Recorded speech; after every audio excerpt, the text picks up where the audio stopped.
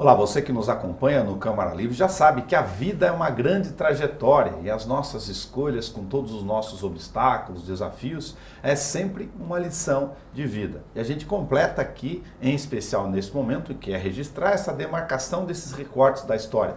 25 anos, parece que foi logo ali, que foi ontem. Por isso a gente quer conversar hoje com o Serginho Brum, mas com o Sérgio Pereira Brum, que nasceu em Medianeira, no Paraná. Obrigado por nos atender aqui na Rádio TV Câmara. Eu que agradeço. Desses 25 anos, 7 anos, estou aqui acompanhando a TV Câmara e o seu trabalho. Medianeira, no Paraná, lá perto da região de Foz do Iguaçu. Sérgio, que memória você tem da sua infância? Uma memória afetiva. Às vezes é um riozinho, é uma passagem, é um cheiro, é um bolo da avó, é uma comidinha em casa, uma bronca que levou do pai. Todos temos alguma memória afetiva. Eu tenho uma memória, né, além dos rios, né, que a gente era acostumado a ir capiazada, como a gente costumava dizer lá em Medianeira, né?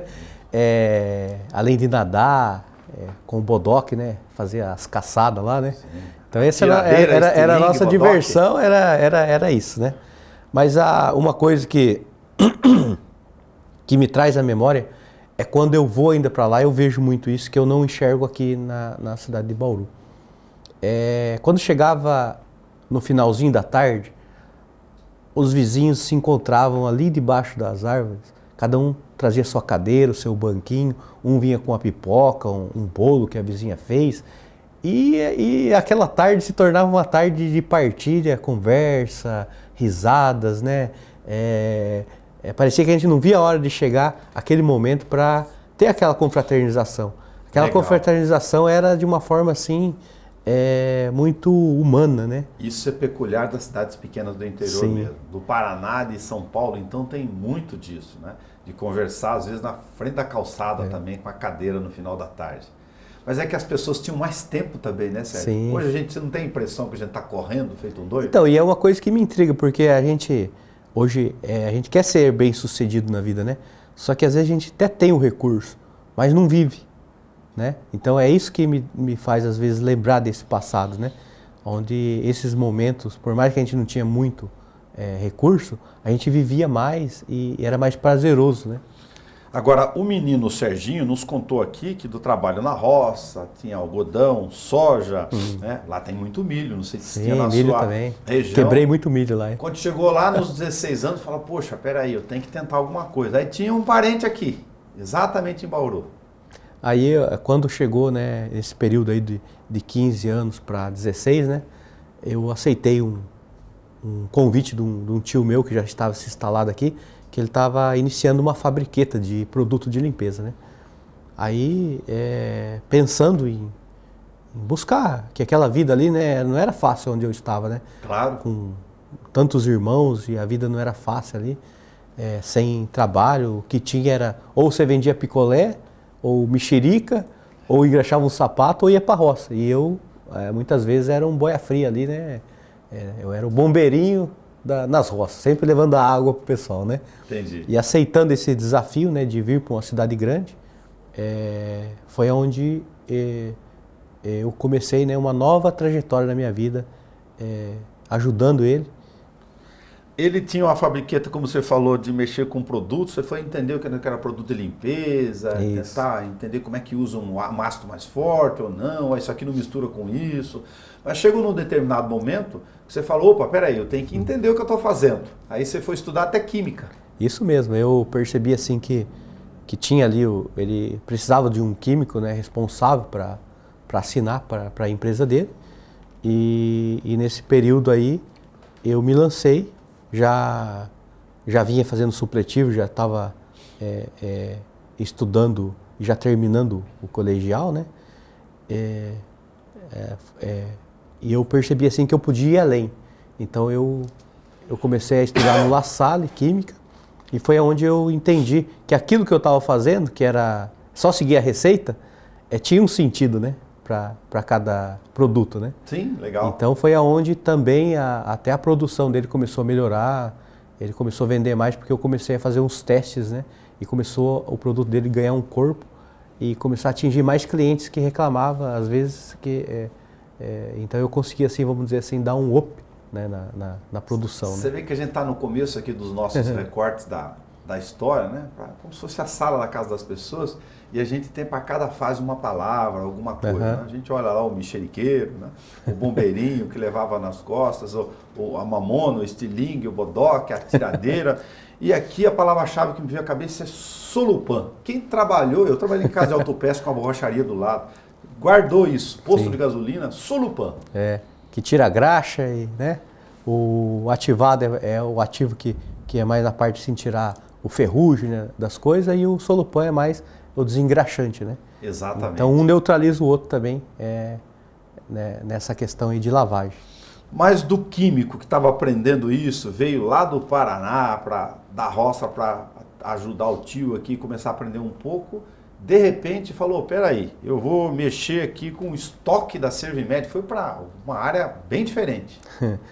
Isso aí foi uma decisão também na minha vida que eu tomei, porque a gente trabalhar às vezes para parente, né, vamos colocar assim, a gente não é valorizado assim da forma que gostaria, por mais que você às vezes acaba contribuindo para o crescimento, né? E nesse período eu também participava de uma comunidade, de uma paróquia, né, lá na Maria, Mãe do Redentor, onde a gente começou um grupo de jovens, e a esposa, a qual há 22 anos hoje estou com ela também tinha recém vindo de Sorocaba para cá e começou a participar no grupo de jovens. E aí nós começamos a ter um momento ali junto, né, de partilha houve a química, vamos dizer assim, né? Sim, boa relação. E aí foi onde eu precisava pensar no futuro, né? Vou noivar, vou casar, e aí? Né? Aí foi onde eu fui para Servimed. Você tinha um grupo de jovens, você fala um grupo de jovens, mas era um grupo de jovens grande. Sim, o grupo de jovens quem eu vi, né, o que a gente está fazendo, vai se lembrar que hoje tem muitos seminários com padres desse grupo, muitos casamentos que aconteceram nesse grupo, e um deles sou eu. O grupo tinha mais de 200 jovens e era reconhecido na cidade, até mesmo os convites quando tinha eventos grandes, Pentefest, Pentecoste na cidade, algo grandioso assim, até mesmo lá na panela de pressão, quando tinha aquelas, como é que fala? Os encontros lá. De encontros, a gente era convidado a fazer acolhida, então a gente fazia aquele corredor gigante assim, cantando, violões assim, e o pessoal já se sentia acolhido, porque o nosso grupo estava lá fazendo essa acolhida. Você é da Renovação Carismática, então? Renovação Carismática Católica foi aonde me fez amar mais a minha igreja e compreender melhor, né? Agora, lá você aprendeu a amar também a Ariela, que é da onde você despertou aqui, né, para outra questão da vida. Mas naquele estágio, como todo jovem, aí tô noivo e tal, aí o seu Gaspar é o sogro dele do lado, falou, peraí, tem que ver o que eu tento ajudar nesse moço aqui para também, né, constituir a nova família. Ele fez que papel na sua vida? Olha, eu até agradeço a oportunidade de estar gravando aqui, sabe, Nelson? E até me dá um negócio assim, porque eu acho que a minha vida começou a melhorar a partir daí, eu acho que assim como pessoa, como dignidade mesmo, né? Meu sogro foi um cidadão, uma pessoa assim tão importante na minha vida, que ele me mostrou que a vida não era assim só a desgraça, vamos dizer assim, só a parte negativa e passar fome e não conseguir vencer na vida, né? Eu tinha vontade de crescer, mas só que a gente se sente inferior a tudo, porque vem lá da roça, né? Fala assim, será que a gente um dia vai conseguir ter alguma coisa, né? E ele me mostrou um caminho na parte de vendas, que na época eu trabalhava na Servimed, ele pediu para mim sair daquele emprego, que eu ganharia um pouco mais trabalhando ali. E eu sem saber, sem entender, nunca vendi nada, assim, naquela proporção, né? Mas vamos dizer assim que aquela parte do engraxate, de vender mexerica, picolé, talvez já era um treinamento para essa oportunidade que eu teria a partir do meu sogro, né? Já tinha feito um teste com alguns parentes dele, não tinha dado certo, né, nas vendas. No primeiro mês de venda, vamos dizer assim que eu ganhava menos de R$1.000 na Servimed, eu vendi tanto que eu ganhei 5.000 de comissão. Então, para mim, eu levei um susto. Nunca vi assim tanto dinheiro assim para mim. Aí eu vi crescer uma esperança dentro de mim assim, que eu vi que eu era capaz. Ou seja, ele que acabou abrindo as portas para você falar, opa, eu também me dou bem com vendas. Sim, meu sogro foi a pessoa que me abriu os olhos e que me ajudou a entender que eu poderia... tanto é que quando eu comecei a vender, eu não sabia nem para que lado era Ourinhos, sabe assim, me perdia. Eu falei, para onde que é mesmo? Ele sempre me guiava, ele me ajudava assim nessa parte. Mas assim. tem um detalhe importante aqui, olha, a gente falou lá da mexerica, do algodão, da soja, quebrar milho na roça, né? E depois essa questão da química, do Solopan, da Servimed, estoque e tal. Só que você vai para um outro ramo, uma coisa é vender, beleza, mas a coisa é você vender uma coisa que você nunca lidou com ela, na marca Círculo. Quem conhece linha Carreter, que nem lá em Itaberá, sabe do que a gente está falando. É verdade, eu desbravei esse meio, né? Tanto é que quando eu iniciei lá as vendas com ele, era um carrinho pequeno que eu ia, e lotava de lã, linha, né? E depois, com o tempo, nós compramos um Fiorino, e aí os aviamentos que... Aviamento, começou eu acho uma palavra bonita e diferente, aviar. E aí eu ia pronto entrega. Então tinha aquelas cidadinhas, aquelas senhorinhas, então eu acabei criando vínculos em várias cidades na região de Bauru, né? Com várias lojas, né? Sim. E aí armarinhos. As pessoas secos e molhados. Muitas. Eu trabalhei numa casa secos e molhados, que eu estou brincando aqui. Então você está falando sua história, eu estou lembrando da Casas Macedo aqui. Eu chegava, é engraçado que quando eu ia para aquela região, as senhorinhas já sabiam que eu ia e elas faziam uns cafezinhos, um bolinho, porque assim, acho que a gente tem esse jeito do paranaense, né, de conversar. É uma forma de acolher. Acho que elas compravam mais assim por causa desse carinho, né, de intimidade, para que a gente fazia bem para eles e eles acabavam fazendo bem para a gente, né? Entendi. Então eu me identifiquei nas vendas, sabe? Mas fio de algodão, fio de poliéster? Tudo, né? Você imaginar retróis, alfinete de cabeça colorida, bordado em inglês, aviamento em toda a sua linha. Como é que chama aquele negocinho que prende a roupa, que a gente usava na roupa? O cochete, não é cochete? Cochete. Cochete também. Sim. Fechecler, ó, que nome bonito da casa de armarinho. Muito bom. E aí você despertou para isso. Só que nesse período tinha uma outra questão do seu Gaspar, né? Ele estava fazendo uma aposta, porque ele estava noivo. Sim. Eu tava noivo e aí eu precisava casar, né? Vamos dizer assim, mas para casar a gente precisava ter um pé de meia. Ter um pé de meia, né? Vamos dizer assim. E aí eu sempre assim pedi a Deus, né? Da onde eu venho, das coisas que eu já vivi, né? A raiz da gente. Então, o meu sonho era ter uma casa e um trabalho onde não faltasse o alimento, sabe? Certo. Então, hoje eu olho para tudo aquilo que Deus me deu, né? Eu vejo que eu consegui muito mais, né? Então, jamais eu sou insatisfeito. Assim, cada dia eu vivo agradecendo a Deus por isso, sabe? Entendi. Só que eu vou voltar no recorte lá. O que deu na tua cabeça, né? Com a filha do seu Gaspar, vendendo fio, círculo, entendendo de aviamento, ir lá para Portugal, Lisboa e Porto. Então, esse tempo aí era assim, ó. Teve uma mudança governamental, né, no sentido que estava se exigindo nota eletrônica. E como o meu trabalho era pronta entrega, se eu passasse numa base Polícia Federal, por eu não ter o sistema ali implantado, e nós não tinha na época expertise ou condição de ter ali no momento, né? A gente não estava tão assim. Aquilo foi um susto pra gente. Tá. E a gente achou que não ia dar conta de fazer em cima catalogar da hora. Todos os produtos e ter, a hora que, né? Então não. E eu estava assim, na minha cabeça ainda tinha aquele plano de eu fazer uma fábrica de produto. Porque como eu sei fazer da linha automotiva, eu conheço e sei como fabricar, eu pensei, por que não também fazer algo, né? Para que eu possa ganhar o sustento ali da minha família, né? E a gente ouvia muito falar que o povo ia para o Japão ganhar dinheiro e para vários lugares e trabalhar, né? Austrália, ganhar em euro, né? Em dólar. Naquela época menos, aliás. E eu, não vou dizer assim, caiu na besteira, né? Que eu caí na besteira, mas nem bem casei.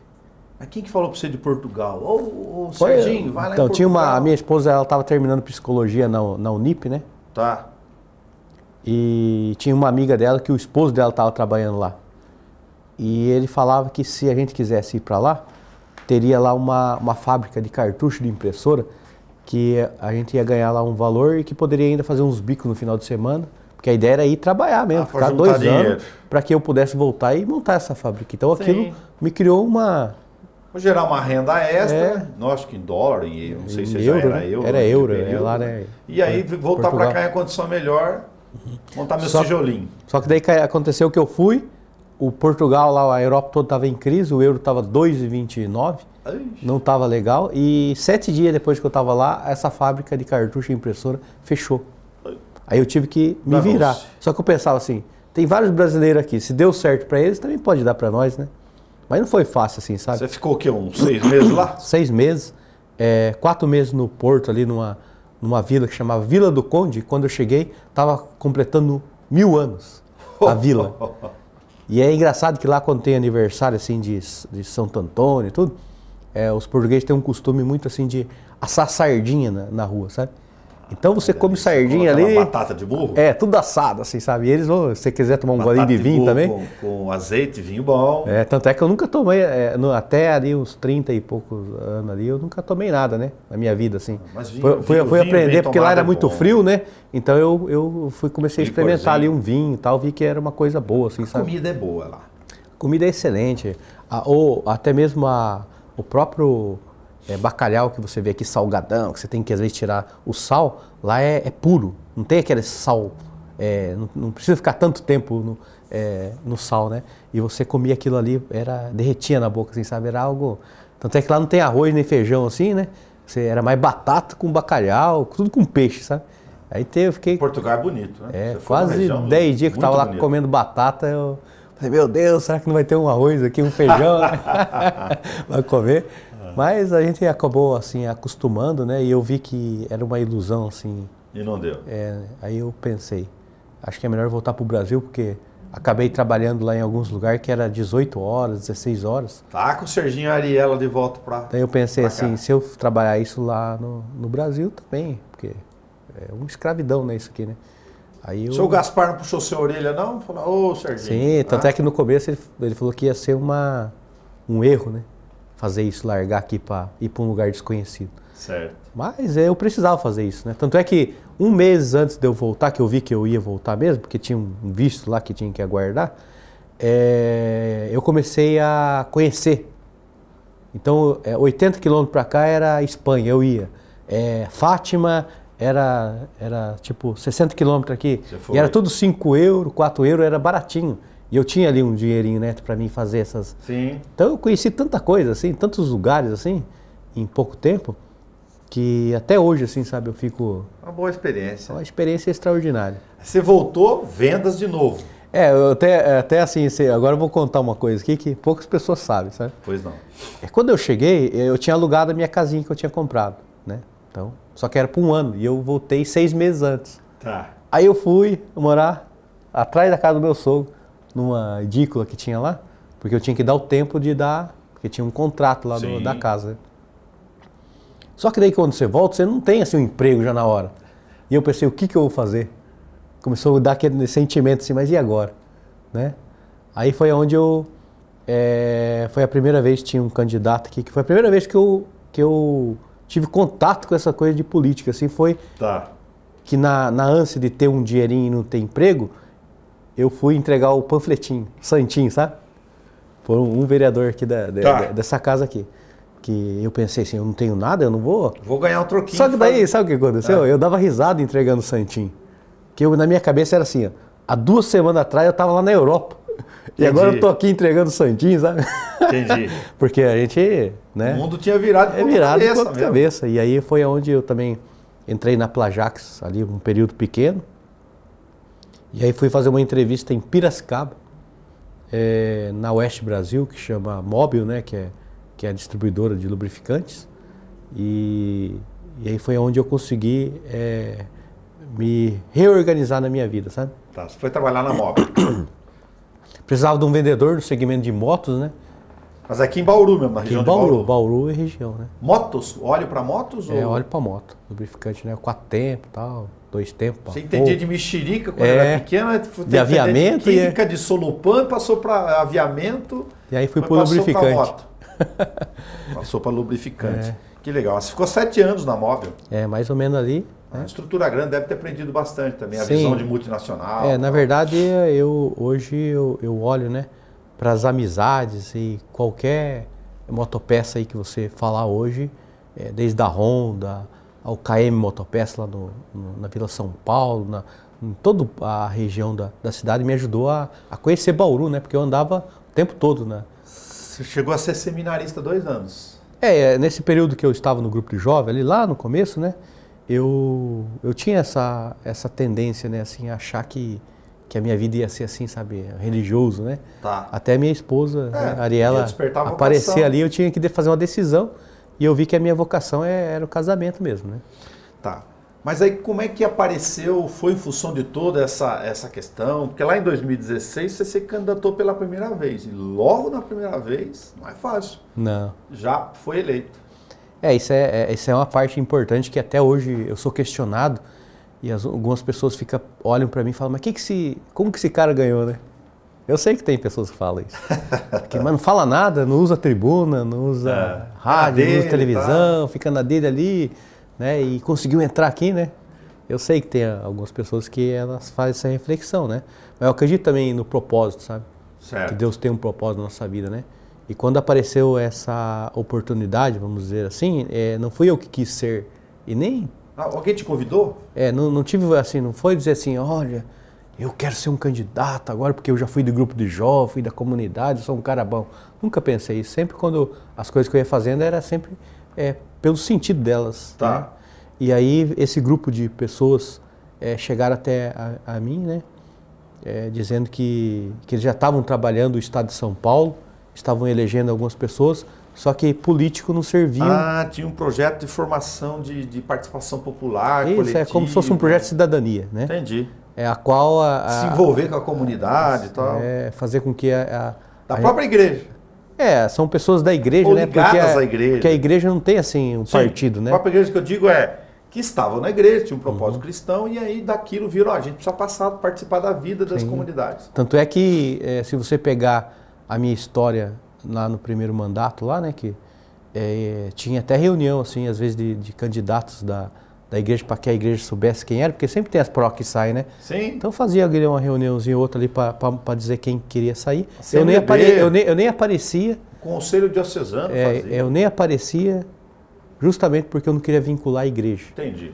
Mas é dessa iniciativa aí de projeto comunitário que estava lá dentro, entre católicos, que você... Sim, porque a pessoa já tinha uma expertise e um know-how de que dessa forma, seguindo, dá resultado. Então, Serginho, mas alguém te convidou ou você que a partir disso foi tomando consciência e falou, opa, peraí, eu vou... Então, como eu disse, quando chegou essa proposta, chegou de uma forma assim, que existia alguns países que as pessoas de bem não estavam se envolvendo mais na política e estavam tomando caminhos assim bem catastróficos, né?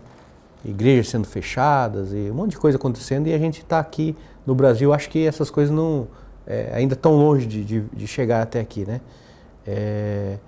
E que aquelas coisas que eu disse no início que estavam se perdendo, que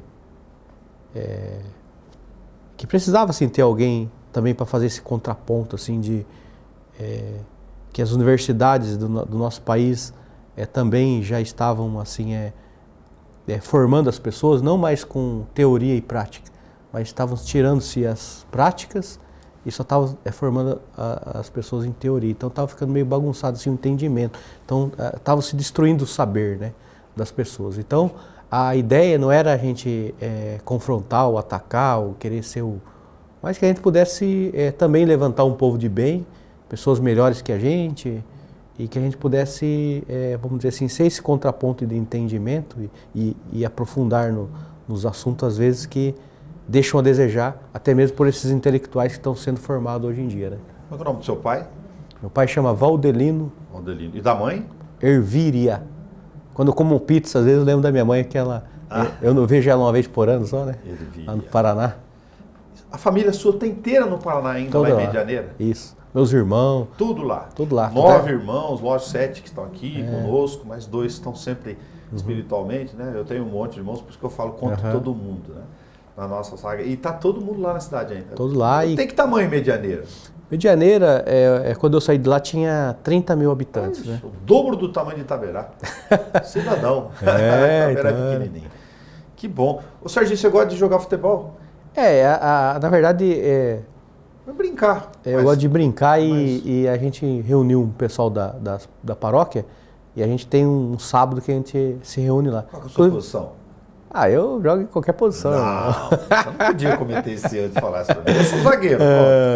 Vamos dizer que eu gosto de ficar ali no meio para tocar, lançar a bola, sabe? Então, boa. Porque eu ia falar para esquerda ou para direita? Para esquerda ou para direita? Você gosta de tocar bola. Para direita, né? Acho que entendeu. Você gosta de cantar? Sim, eu canto também no grupo de oração, tem grupo na missa, a gente tem aí. Tem uma coisa assim que eu me realizo também nessa parte assim, de poder servir, né? Entendi. Você tem uma menina de 12 e um menino de 6. Isso aí. Tá. Você é mais durão do que o senhor Valdelino e a dona Elvíria foram com você? São realidades diferentes. Eu estou falando aqui de forma carinhosa sobre o papel de ser pai, né? A gente, quando vem de uma criação assim, que nem minha mãe, ela, vamos dizer que era mais parideira, vamos colocar de uma forma assim, né? Sim. E o meu pai teve um período ali que não foi legal, assim, né? Que ele bebia muito, né, tal, e deixava a desejar nessa parte, assim. Sua mãe segurou as pontas do lar. Minha mãe foi uma guerreira, né? Meu pai hoje, depois que houve o rompimento e a separação por causa da bebida, ele parou de beber, então hoje você olha um homem excelente, sabe? Transformado. Entendi. Que não bebe mais, só que daí já deixou. Aí o que eu penso?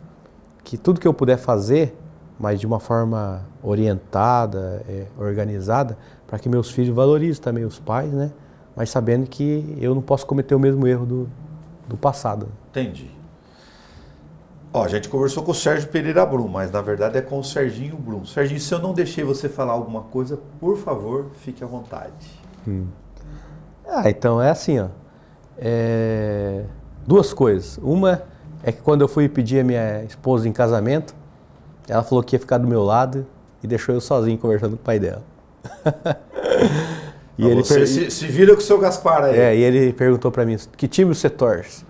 Eu falei pra ele, o que eu era daqui pra trás não importa, o que importa é daqui pra frente. Boa resposta. O seu Gaspar é que time que ele Palmeirense. E ali a família toda é palmeirense, né? Graças a Deus. Entendi. E assim vai. E outra coisa, a respeito da minha estada aqui, né? Até peço para as pessoas que têm dúvidas, né? Às vezes do que a gente está fazendo, que não está. Esse projeto, né? Esse trabalho que a gente vem fazendo aí, é um trabalho no silêncio, sabe? É diferente mesmo. Porque às vezes as pessoas querem a mudança na política, nos lugares, e quando vê, elas querem que a gente seja igual aos outros, sabe? Entendi. Você tem seu estilo, e eu percebi que o silêncio às vezes nos ajuda a observar bem a índole dos pares, a forma que cada um pensa, né? E uma coisa assim que eu aprendi também era, nesse trabalho que a gente vem fazendo, é que quando a gente faz uma campanha sem usar o dinheiro do partido, nos ajuda a ter uma autonomia desde que seja combinado lá atrás, né?